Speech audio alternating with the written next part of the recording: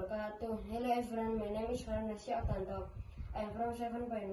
Today I will describe about Maulid Nabi Sallallahu Alaihi Wasallam. Maulid Nabi is the commemoration of the birth of Prophet Muhammad Sallallahu Alaihi Wasallam, which fall on the 12th of Rabiul Awal in the Hijriah calendar.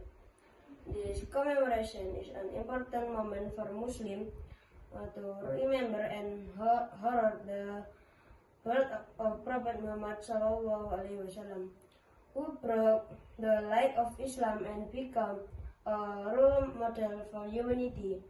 During Maulid, Nabi Muslim usually carry out various activities such as recitation of salawat, second religious lectures, third social activities for Islamic studies.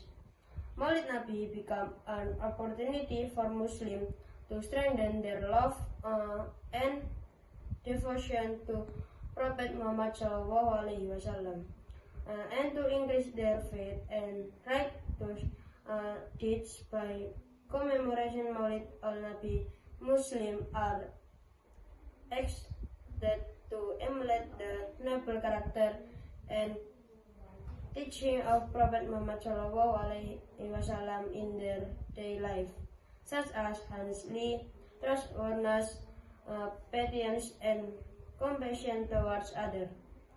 Through the commemoration of Maulid Nabi Muhammad SAW, Muslims can also strengthen their bonds of friendship and Islamic brotherhood, and increase their awareness to practice Islamic teaching better. Okay, thank you. Wassalamualaikum warahmatullahi wabarakatuh.